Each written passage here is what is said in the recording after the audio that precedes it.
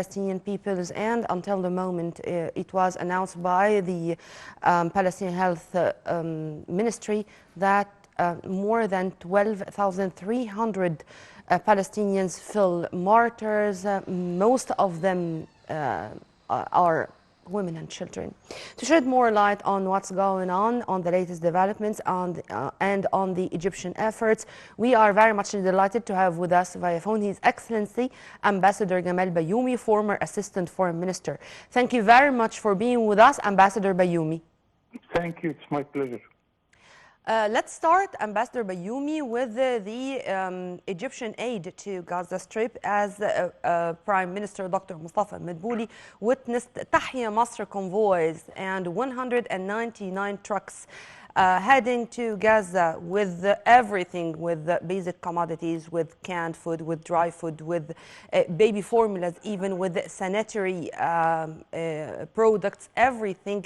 And he said among the important sentences or statements, he said that the situation in Gaza is a challenge which stimulated all Egyptians to participate and to have their share in attempts to alleviate the sufferings of the Gazans. Would you please, sir, elaborate?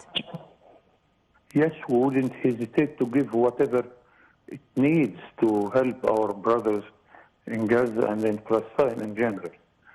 And we did not hesitate to give our soul. We have plenty of victims during the several wars on Palestine. So what we are giving now is something very normal, and it's up to the level we would hope. And if you read the figures of the quantities coming from Rafah to Gaza, you realize that Egypt is still ahead of the whole help coming from every country in the world. We are ahead by far another coming from any other. The aid introduced or offered to Gaza are from Egypt? Yes, the majority of the aid quantities is coming from Egypt. This is normal because we came to do that. This is normal also because we are the immediate neighbor to Palestine and Gaza. I think I wouldn't hesitate to give half of my bread loaf to any Palestinian who is in need for it. And this is the feeling of, sir, but let me focus on another side of the issue, which is receiving the Palestinian wounded people, and how they are received by the doctors, by volunteering doctors, whether in Rafah. Now even there are presidential directives to deal with them psychologically because of the horrors they really faced in the past period of time. Yes, of course, because they need, of course, water and food, then medicine, then medical care. And this is normal that we are helping, because now the hospitals in Gaza, many of it are destroyed. A solution that Egypt would take, either sending ambulance or to receive those who need for immediate and fast treatment. And as I said, the president himself gave instructions to receive many victims of war, and we should, and we are doing this, giving all the care, the medical care, to the Palestinian victims. And President Abdel Fattah al-Sisi held several summit talks yesterday, as he received Ursula von der Leyen, the EU Commissioner. He also received the French Defense Minister, and he held talks with his French counterpart, Emmanuel Macron. And the most important topic, of course, discussed in all these meetings, called strip. And in fact, all the top European officials hailed the Egyptian pivotal role in this crisis, whether on the political or humanitarian levels. If you please, sir, elaborate on that too. I think, and I am sure, that Egypt is performing high diplomacy performance headed by the presidential level, and I am amazed really by the number of contacts on daily basis. Our president is receiving guests from all over the world, talking to his counterparts all over the world to allocate good pressure on the situation for immediate requirements. Stop the killing, then open Rafah to receive whatever we send of medicine or food or fuel. And then we are keen to start immediate talks between the two parties in order to see a stable and long-term solution, how the Palestinians would live with their counterpart, the Israelis. And we succeeded to convince the whole world that the two-state solution is the best way in order to keep both sides, the Palestinian and the Israelis, in a satisfactory position. So we really are maintaining very strong and successful efforts of our diplomacy, thanks to the President and to our Ministry of Foreign Affairs. Amen to that, sir. And also, the Europeans who are all the time in talks with the President, as mentioned, they came also with the messages carried by demonstrators in their own capitals. I mean, you would find easily tens or maybe hundreds of thousands of people demonstrating all over the world, and just banners of Palestine free, stop the bloodshed, stop the war, the Israeli war crimes in Gaza, and so on. How do you see these moves on the ground, and how they are really affect the now public opinion of those peoples? Another type of allocating all the efforts with the whole world, and I concentrate on the meeting when our president receives EU commissioner. She thanks Egypt about what is doing, especially to help the Palestinian victims, and something else which is very important to Europe, that we kept pushing to stop any illegal migration from the area to Europe, because Europe needs migrants, but illegal migrants, this is the last thing they need. And Egypt is doing its best efforts in order to stop any migrants. And mind you that President Sisi declared a few days ago that we are hosting more than 9 million guests from all Arab world, even Palestinian, even Sudanese, and from Syria, name it. Syria, Iraq, Yemen, you name it.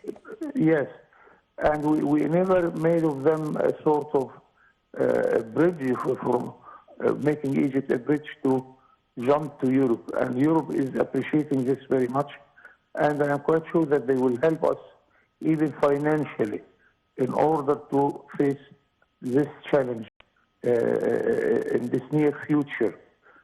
Full cooperation between Egypt and EU, full cooperation and coordination with the United States and Africa, of course, and the Arab world. Sir, since you mentioned our 9 million guests, and we all use the term guest, not refugee, because I think that we are the only country, or at least one of the very few countries where refugees are not living in camps. They are living among us and having all the using all the facilities and all the services like the health service or the educational service. There were very important statements which were released by IMF President Georgieva, when she said that the IMF is studying the increase of the $3 billion loan program to Egypt due to the negative repercussions of the Israeli aggression on Gaza, on our tourism, on our economy, because what's going on is going to have its impacts, and this is something which we should not bear alone. How do you see these statements? Very, very important, and it just describes the situation. and it's well known. If you look around yourself in any street in Cairo, you'll see that our brothers from Syria started to open their shops, giving us the delicious Syrian food. They are living normally. Our Sudanese brothers are buying apartments. I went once to see an apartment for a friend, and we found that the whole building is owned by some Sudanese. So they live normally as if they are part of the Egyptian life, and they are part of our nationality also. Don't forget that one day early in my life, I was saluting the flag of the Egyptian Sudanese Kingdom and the Egyptian Sudanese Republic. So we consider them part of us, and it is real that they are part of us. This also applies to the situation with Syria. I do not forget that when I joined the Egyptian diplomacy, that was a united Arab Republic between Syria and Egypt. And in my group, there were almost 1/3 of the group coming from Syria, serving the Syrian-Egyptian diplomacy. So I don't feel anything strange in this situation. And of course, we are treating all the Arabs because they talk our same language. They are our same blood. Nothing is strange there. And we shall continue doing this. Well, sir, let's return to the diplomatic efforts. As it was announced today that the Committee of Foreign Ministers, which was formed as one of the Arab Summit, which took place recently in the Saudi capital, Riyadh, the committee or the foreign ministers are going to message and to urge the international community to press Israel for an immediate, comprehensive, unconditioned ceasefire and full protection to the civilians. His Excellency Prince Faisal bin Farhan, the Saudi foreign minister, said that the first stop in this tour is going to be in China. How do you see the choice of China to be the first stop of this committee? Don't forget that China is the second largest economy in the world, and member of the Security Council, permanent member of the Security Council. So its vote is very important. It's not just one country. It is the largest exporter of the world. And China looked to Egypt in a very positive way. We do not forget that Gamal Abdel Nasser was the first leader of the whole Third World who recognized the new regime in China. And we were punished for that. We suffered for that. We had tripartite aggression in 1956. And the funny thing that the United States was for our deep relation with China, they became now the largest partners in the whole world. China is the largest exporter to United States and the largest importer from United States, and the largest country having dollar reserves. So, although they are coming from very far parts of the world, they have deep relations and they have deep cooperation. Mind you that now when we are talking, that the two presidents of the United States and China met together and are preparing for much more close relations and to coordinate in order not to have confrontation between the two big countries. China is very important for our foreign relations, of course. And I am proud as a diplomat that Egypt has very good and direct relations with the whole world. Cairo is becoming the largest capital in the world, hosting embassies, not only by number, but the volume of each embassy. Look to the American embassy in Cairo. The number of members of the American embassy in Cairo is as much as half of the Egyptian diplomacy in the whole world. Look to the high building of the Arabia Saudi on the River Nile.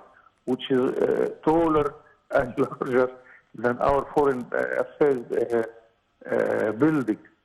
This means that Egypt is important for all these parties, and we are playing quite good role using these efforts, using these possibilities also in order to keep peace and maintain peace in our area and in the whole world. One final question, sir, and I'm not going to compare, I'm going to say just two statements which were released by President Abdel Fattah al-Sisi and Jordanian Foreign Minister Ayman Safadi. President Abdel Fattah al-Sisi, in his meeting with Ursula von der Leyen, he said that Egypt renewed its stance regarding full rejection of the Palestinian displacement, whether inside their territories or outside their territories, particularly in Egypt Sinai. And in El Manama ISS security conference, which was held yesterday in Bahraini capital, Jordanian foreign minister said that the Jordanian kingdom is going to take all necessary efforts or all necessary acts on the ground to stop the displacement of the Palestinian people outside their country, especially in Jordan. How do you see those two statements, and how do you see this clear message to the international community? This means that we are highly coordinating our policies and our actions with our dear brothers, the whole Arab world, and especially Jordan, because Jordan and Egypt are the only two countries who started peace process with Israel, and I am quite sure that the Israelis appreciate very much this position.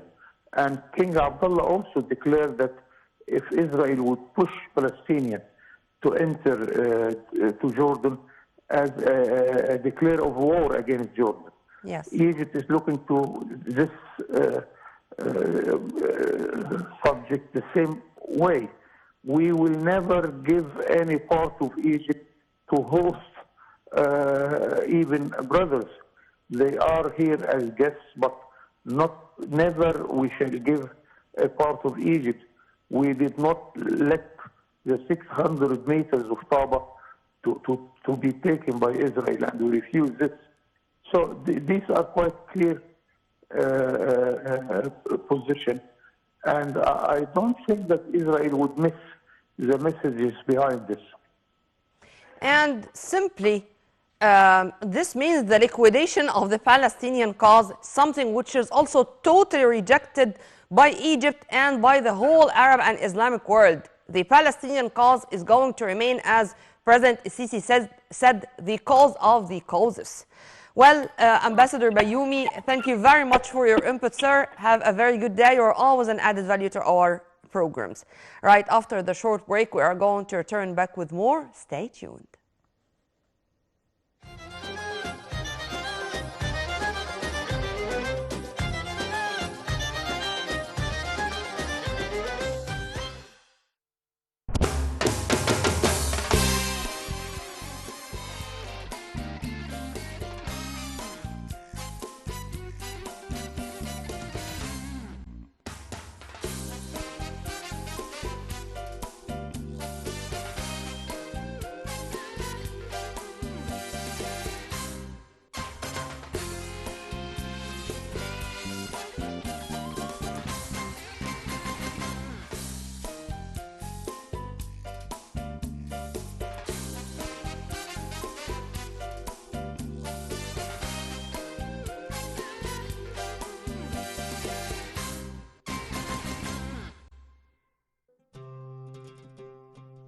The idea of exposing the body of Gadozaris to shredding and cutting and distributing his body parts in all nomes was during the late period. Plutarch